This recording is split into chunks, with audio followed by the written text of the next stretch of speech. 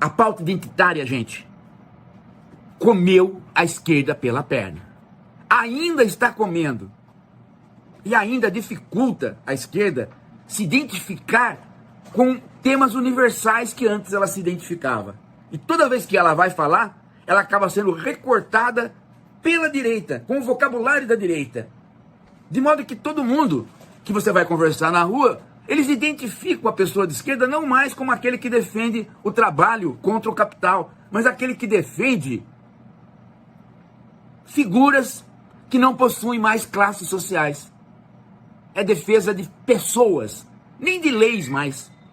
Então, o sujeito vai falar, ele não fala mais, eu faço a defesa da minoria negra, e a minoria negra, né, é, na verdade, maioria numérica em termos de trabalhadores. Não. Ele vai pela defesa de um elemento que aconteceu em determinado momento de discriminação racial. E assim sucessivamente. O cara de esquerda vai por um momento de discriminação de gênero, por um momento de discriminação a respeito de temas do universo LGBT.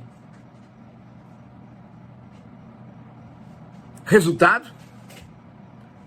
A esquerda não conseguiu mais sair deste invólucro. E quando ela começa a fazer uma defesa um pouco mais universal, ela encontra no Estado e não na população o elemento universal. De modo que a direita pode dizer, não, vocês não defendem o setor público. Vocês não defendem a melhoria da população. Porque uma empresa privada, uma empresa estatal, tanto faz. O problema é o público. Como é que ele é bem servido ou não é bem servido? A direita pegou esse discurso para ela, por quê? Porque a esquerda está preocupada em saber se um indivíduo indígena foi discriminado numa loja.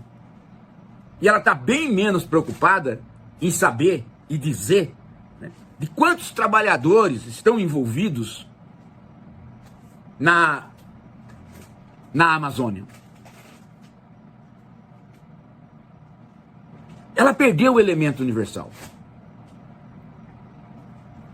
Perdeu por uma retórica que se espraiou nos Estados Unidos, quase que levou o Partido Democrata a fechar e desceu para o Brasil.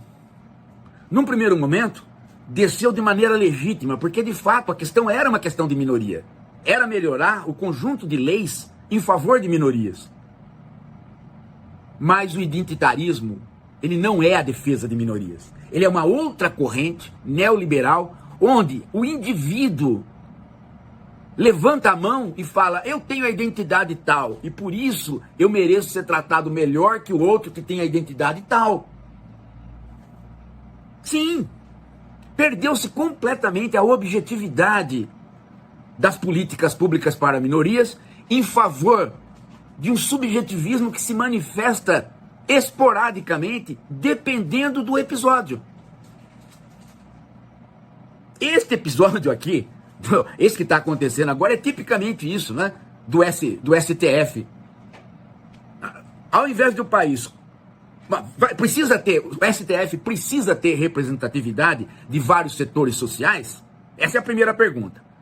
Agora, se sim, se a resposta é sim, precisa, então como é que deve ser feito isso? A maneira como é feita é tipicamente neoliberal. Qual? Pressionar o presidente para ele escolher, desta vez, uma mulher negra. Mas aí, o indígena pode falar, mas não seria a hora de escolher um indígena?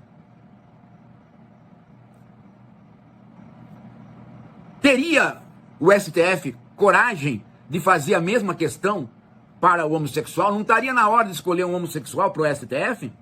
Vários bolsonaristas respondiam, já escolheram, são todos. Né? Vocês perceberam como a questão da identidade não tem nada a ver com a questão das minorias? A questão da identidade tem a ver com o quê? Com o sujeito que é ofendido em determinado lugar e rapidamente a imprensa cerca ele para levá-lo para o Luciano Huck para ele ganhar uma bicicleta. Perde-se completamente a ideia de identidade ligada à minoria.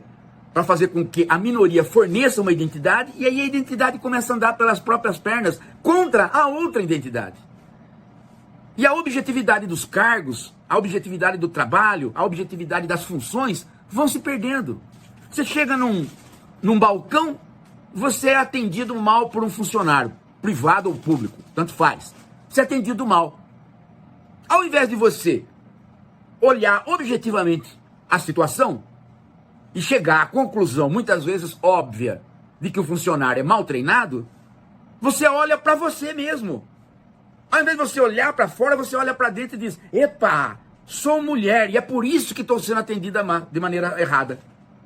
Veja como a questão começa a ficar um subjetivismo, as pessoas começam a olhar para o próprio umbigo.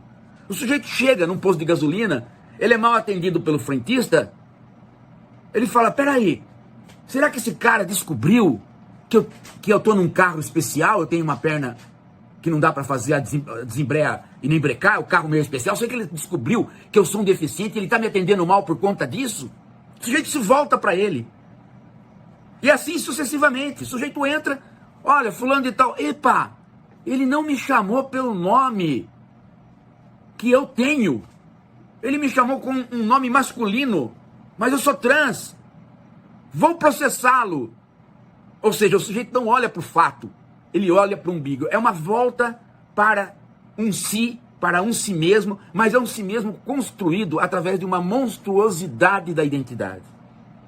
E isso vai para a escola, isso está indo para todos os serviços, isso está ajudando demais a direita a cada dia mais dizer para a população que isso é a esquerda.